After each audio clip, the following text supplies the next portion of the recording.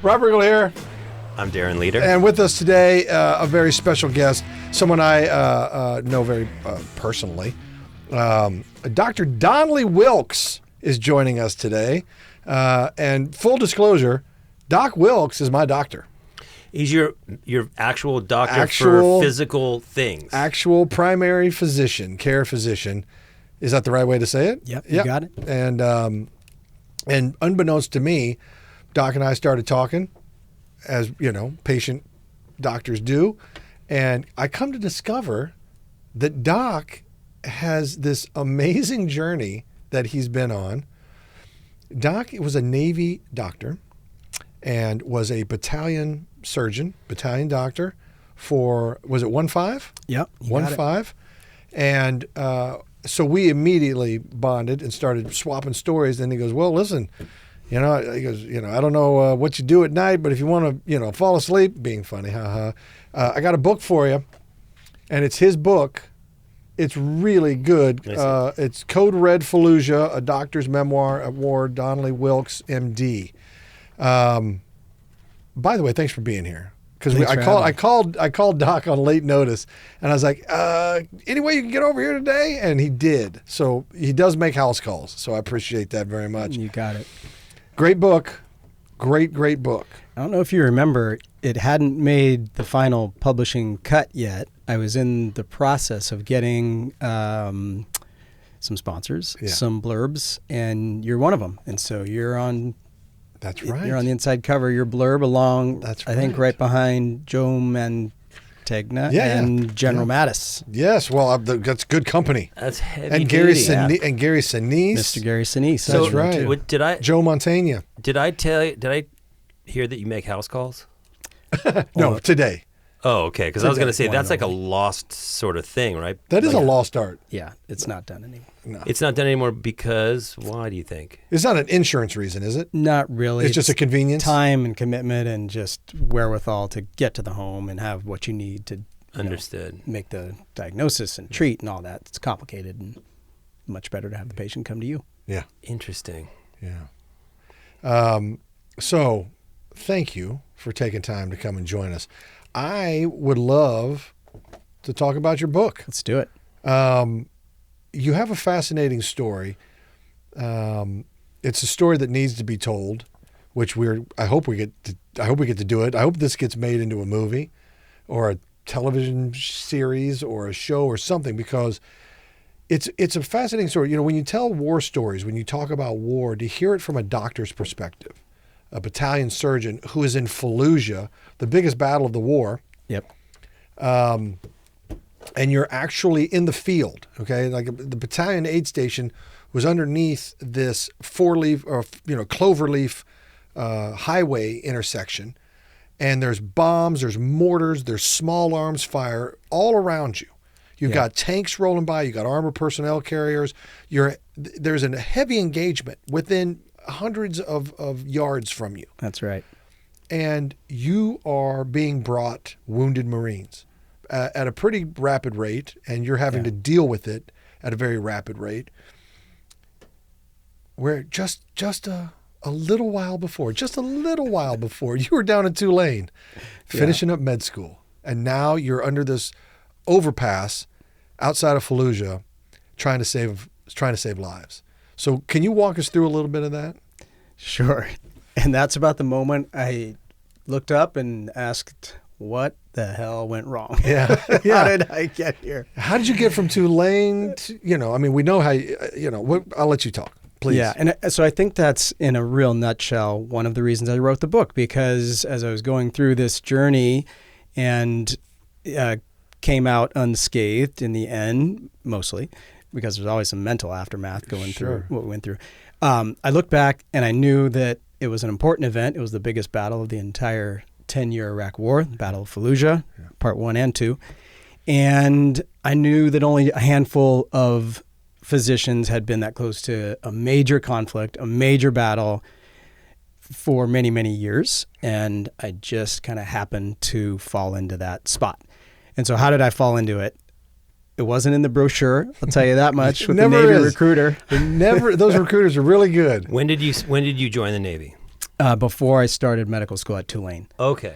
And so that's part of the thing that I had to decide, and as not even a medical student yet, is what's my future going to look like? How am I going to pay for it? And I had to sign on the dotted line, owing the commitment of about 7 years total before starting medical school.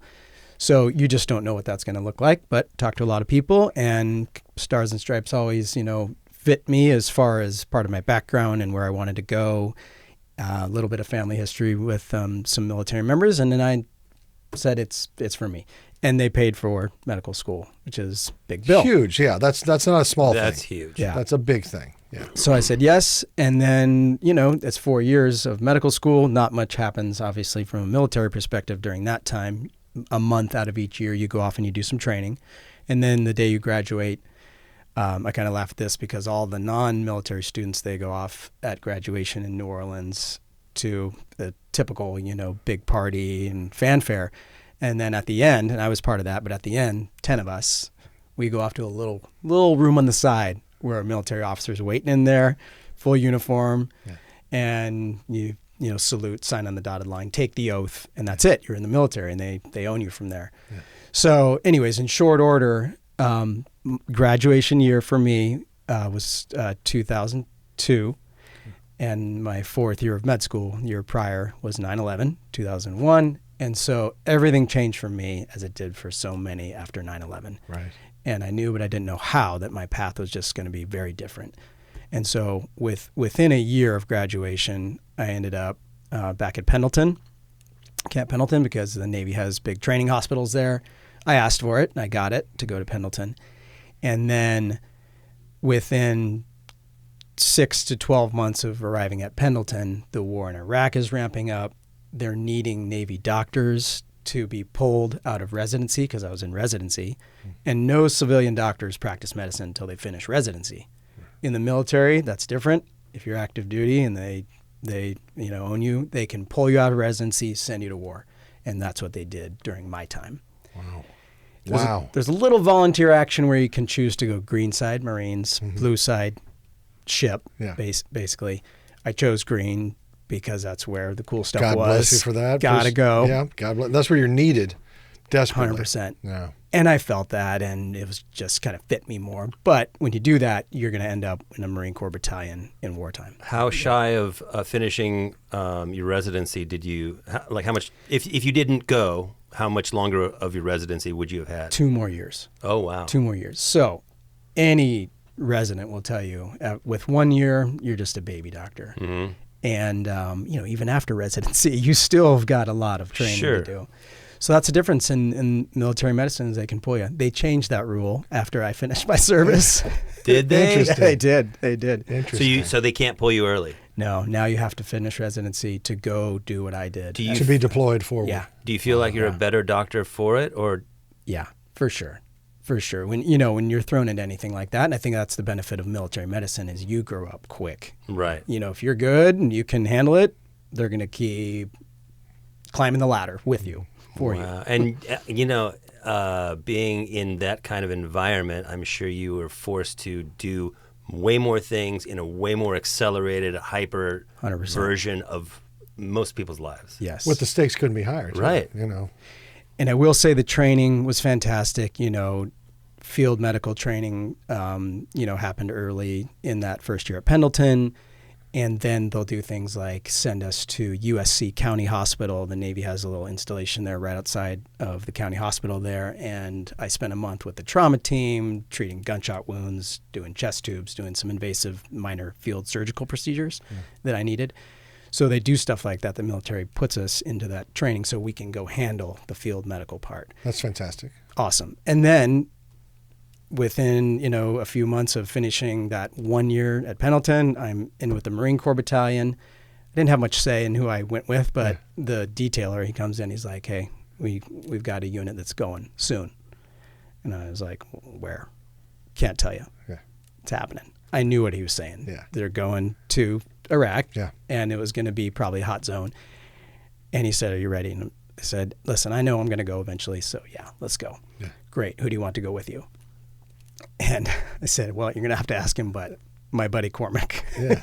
who I had been to Tulane with, and he was at Pendleton with me. So the two of us, two docs together, went to that battalion. That's nice. And That's nice that you Yeah. had, a friend. You weren't showing up cold. Exactly. Yeah. I don't know. He felt about diming him out, but we knew each other. We knew we could join the battalion and go. Yeah. And so off we went. And then 1-5, they just happened to get the toss the ball, so to speak, and Mattis needed 2 battalions to spearhead the invasion into Fallujah, and so my battalion was 1, and I think it was 1-3 was the second. So our 2 battalions, along with some other support, started that battle. Wow. Yeah. That's the bloodiest, most vicious battle of the war, like you mentioned. Yeah. Biggest by far. It'll be in the annals of Marine Corps history. Yep. For sure. 100%. Like Quezon or any of these other Chosin Reservoir. You go down the list of the Fallujah will always be in that pantheon. Yeah. Of very intense, very just the scale of the battle. Yeah. Truly remarkable. While you were in that underpass, that battalion aid station, and wounded are being brought into you from all parts of the battlefield, and you're right there within hundreds of meters of explosions and firefights and all kinds of. There was a famous photo that was taken of you guys. You want to explain that? Sure. Because it was a Pulitzer-winning photo. It was, yeah. Is it in the book? It is, yeah. It's powerful. I gotta see it. Yeah, And take a look. Darren, this is your copy, actually. Oh, thanks, Doc. Of course, I appreciate you that bet. very much. You bet, yeah. You want to talk about that event real quick? Sure, please. So we're at the Cloverleaf, the overpass that from above, because of the on-ramps and off-ramps look like Cloverleaf. That was a main artery into Fallujah, strategically very important. So we took it over immediately, and that's where, once it was secured, we put our aid station. When I say aid station, I'm talking, off the side of the road in the dirt, and we brought out equipment in metal canisters, and we set up some cots and got out our lights and had Very Spartan. Yes. This is not a hospital in any traditional No. sense of when you talk about You're a in the battalion field. aid station, it's mobile. Yeah. It can be all packed up and thrown into a Humvee or into a Amtrak or into a tank and moved down the road if it needed to be about a mile or so, or a half a mile, or 100 yards if need be. Exactly. But that's how light and mobile this was. Yeah, in minutes we could be gone. Yeah. And we've got Marines posted all 4 corners protecting us. They still hit us with mortars and rockets. One night, a rocket right in the dirt of the circular overpass, and it was close enough to knock us all on our feet type thing. Yeah. Anyways, so that sets the scene, and it being the main artery, everything's coming through: amphibious assault vehicles, Cobra attack helicopters coming through, tanks, any time of the day or night that's happening, and that's because it was the direct route into Fallujah. And then it was also the best egress. So by Humvee, usually the wounded Marines would be brought to us at the aid station. We get word sometimes they're coming in, sometimes not. So early in the battle, the scene that we're going back to, it's a crazy day. There's a lot of wounded that came in and out. Some were minor shrapnel wounds, patch them up, get them back in the fight. Some were mortal wounds, headshot wounds, some pretty bad extremity wounds, RPGs, things like that. So you just really never knew what was going to come your way. So on this particular day, it had just been pretty brutal, and a lieutenant had been shot, and his Marines brought him in. We didn't know that he had basically a mortal wound. They brought him out of the back of the Humvee. A little bit of franticness of, hey, our lieutenant was shot because he was an officer, and they didn't know if he was alive or not. So little bit of chaos going around, and Marines swarming, trying to root him on. We bring him over, get him on the ground, start working on him.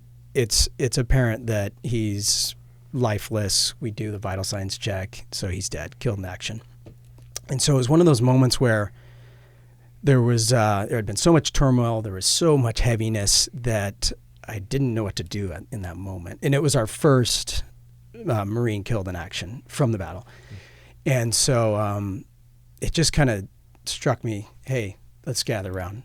You know, there was nothing left to do but let everybody gather around. So we did, and we were all on our knees, and we just had our arms around each other. That's it. There it is. Yeah. Oh my gosh. And I said a prayer.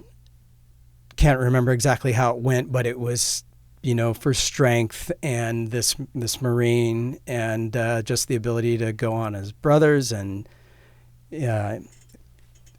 it only took maybe 60 seconds, but it just was a beautiful moment in the midst of the chaos. And when it was over, we all kind of leaned back on our haunches, kind of like a tire losing air, and we just breathed for a minute, and we all looked at each other. And my senior corpsman and I said, "All right, let's get ready for the next." So it was a beautiful moment. A heavy one, but captured. There happened to be a photographer that had been dropped off on the side of the overpass, and he was the one who snapped the picture. I had no clue he was even there. And so he came down a little while later, interviewed me, and he didn't even tell me that he had captured this picture, and it came out a month or two later, and it made the cover of Time magazine, and some big newspaper circulations. And my mother ends up seeing it. I had no clue type thing. Yeah.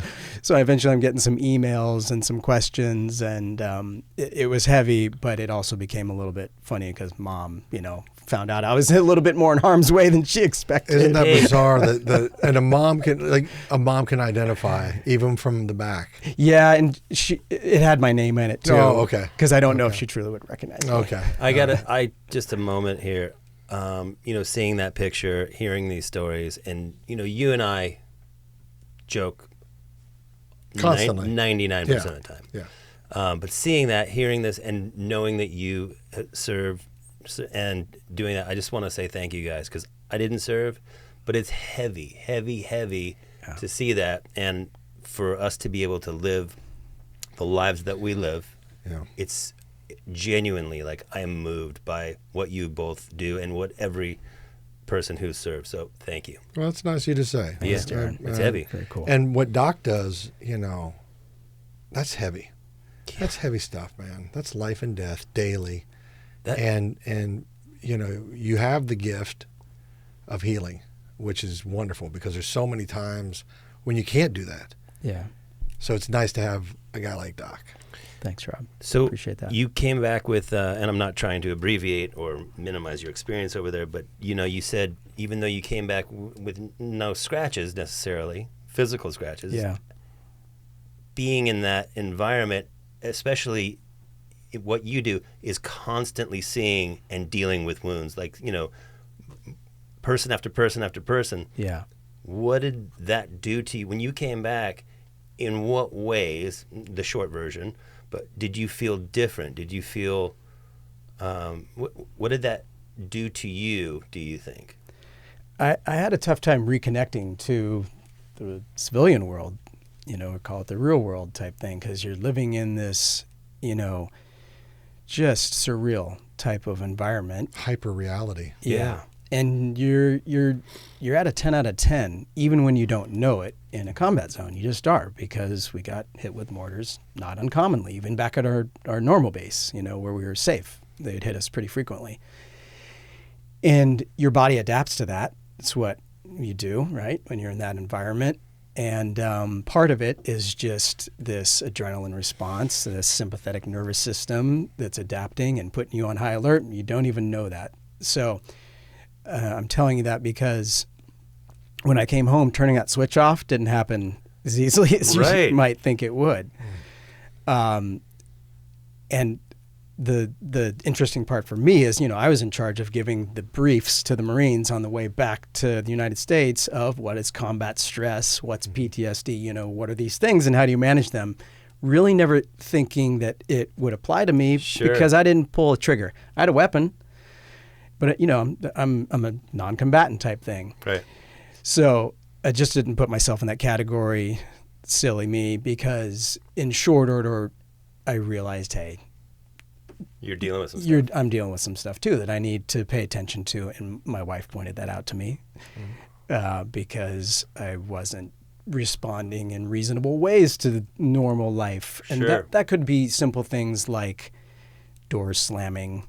We went to Mexico and some fireworks went off, and I was like a caged animal, waking up in the middle of the night, kind of wondering what's going on. And then just irritability and, some anger issues. You weren't things chill. like that. Right. I was chill. I think that's a thing. I really do. I think, Yeah. I do a lot of stuff with veterans organizations, and a lot of stuff we talk about is post-traumatic stress disorders. We talk about the coming home and transitioning back, Yeah. mental health.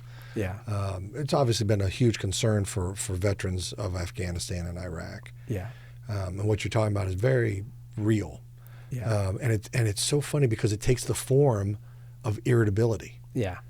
And that is interesting because nobody understands the form. You think post-traumatic, I don't know. You harken back to like pictures of World War I with shell shock, where people couldn't even talk, or they were shaking, or they would lose their minds and just go crazy for no reason. That's not necessarily. It's on a spectrum, For sure. right? And you can be at a traffic stop, or you can be. Someone can say something to you in a coffee line or something, and you lose it, and you can't get it back. Yeah. That's the thing. Once it's like once the lava spills out, it keeps coming until it runs its course. Yeah.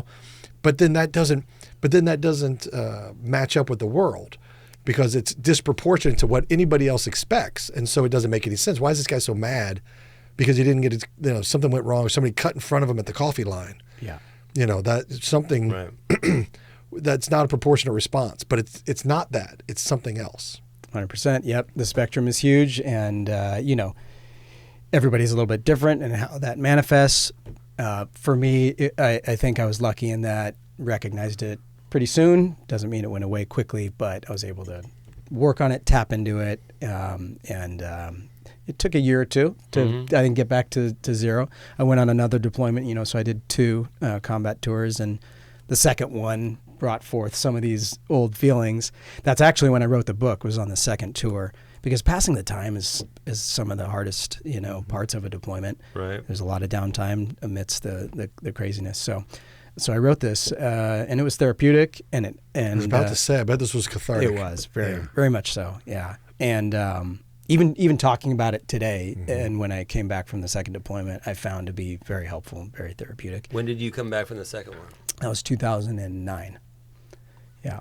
And then you slid back into military medicine or private medicine? I finished my service, had the chance, if I wanted, to stay, as you always do, but I had my fun, so I resigned my commission, and my wife is from the area, so I had time to kind of research opening a private practice, and that's what I did. That's when he became my doc. That's right. That's amazing. Yeah. And Now so I come to him with stomach aches or tummy aches, and he's like, "Really, Riggle, get it together, man." He's like, "Dude, just drink some 7-Up, bro." Yeah, like we talked about the crackers and 7-Up. Yeah. Now go home.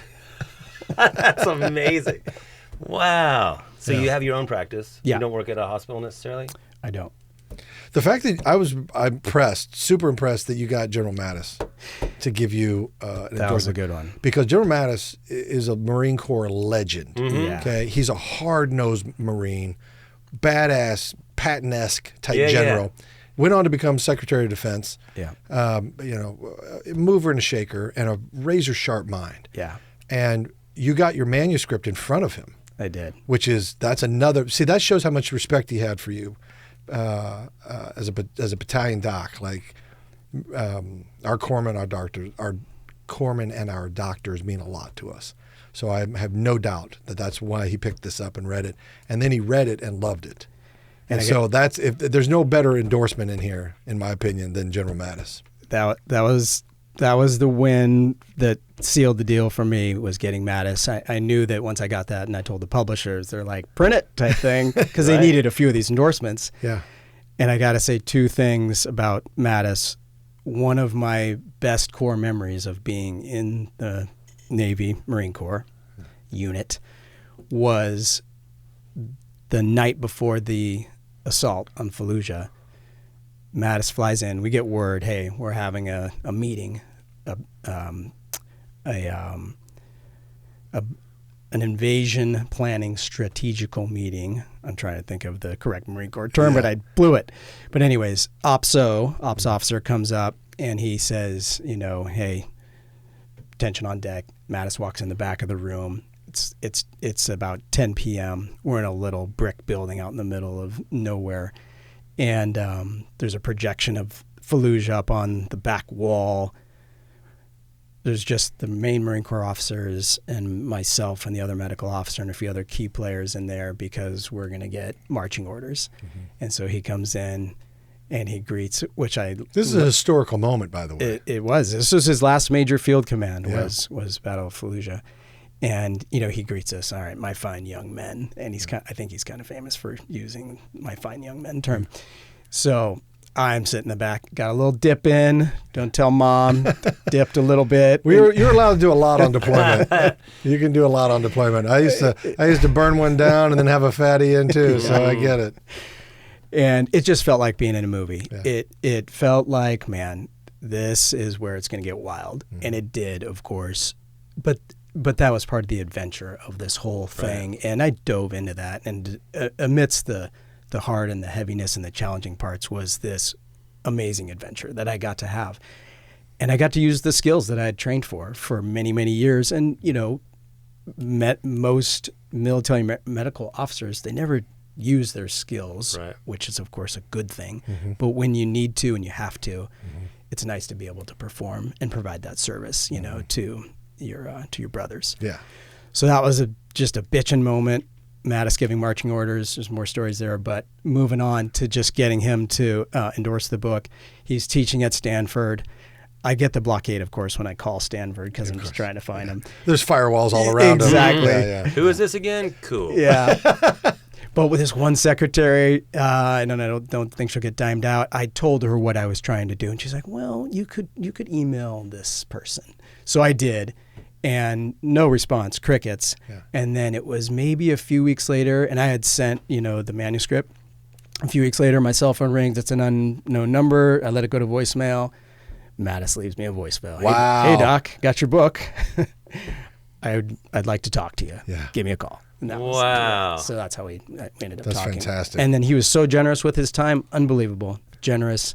He's like, Doc, I got 14 books ahead of you, but let's talk. Yeah. and that because everybody wants, anybody who wrote a military book probably wanted his endorsement. Yeah. I mean, he's probably the most famous military leader we have right now, or had for a big chunk of time. Yeah. Because, like I said, he'll go down as one, And he took the time. I just got it. That's why he's great leadership. But he also took time because this mattered. Yeah. And the story mattered. He read the whole thing before he'd endorse it. He's like, Doc, I want to endorse things I haven't read. I want to read it. So his mind is razor sharp. So I bet he burned through this in about 2 nights. He caught a couple small mistakes too. Did he? Yeah. He's an editor too. Yeah, I'm telling you, this guy's razor sharp. He's a general. He's a book editor. He does it all. He does it all. But that's awesome. Yeah. That's really cool. Thank you for these copies. You bet. Yeah. Code Red Fallujah. Yeah. Gonna read that. Wow. I don't read books. I know how to read. It's a quick one. But I don't read books. I am excited to read this book. Yeah. Really, really excited. It's very readable. It's very good. And it's on Audible if you need the cheap way out. And it's No also way, it's I'm gonna also take the nice. time. It's nice also because you talk about your wife. Yeah. There's kind of a love story. A lot of people say they want to hear more about Katie as we go forward. How long have you been married? 20 years tomorrow. Oh. Ding, ding. How about that? Happy anniversary, dude. Yeah, Happy thanks, man. anniversary, Awesome. Doc. Thank you. That's awesome. Katie Kogler Wilkes. Oh my God. Kids? 3 girls. How old? 14, 11, and 6. Fantastic. Biscuit, dog. 3 different drop-offs. Tell ya. Man. Yeah, 3 different drop-offs. Isn't that the schedules, truth? times. Who you gonna take? I'm gonna. Oh God. Yeah. That's a lot. Yeah. You're in it. I know. And I got to say their names because they're going to ask, especially my middle child. She's like, Dad, if it ever comes a movie, can I be, like you the parts where they say, where are they now? Can you just show my face? Evelyn Wilkes. Evelyn Wilkes. She's Love my that. middle. And Janie Red is my oldest. She's 14. And Liv is 6. These are all great names, by the way. Are they family names? Not family names, but Janie Just Red. names you loved? But Janie Red, her middle name, Yeah. my wife and I met at a bar called Poor Reds. So we named her Janie Red. Oh, that's great. See, there's always a story behind Family everything. bar. Yeah, of course. I was gonna be love stories do happen at bars. They do. It's true. Why not? I think it's very possible. Well, listen, this belongs on the big screen. let's see if we can't get that done. Amen. And then also, if you haven't had the chance and you really want a fascinating, interesting perspective on our nation's most recent war, a very long war, this is the one. Code Red Fallujah. Dr. Donnelly Wilkes. Thank you so much for joining us, man. Thank you both. Thank you. Thanks, Darren. Appreciate it, Doc. Thanks, Rob. All right, have a good one. You too. Thanks, everybody. I'm Rob Riggle. I'm Darren Leader. This has been Riggle's Picks. Riggle's Picks, yeah.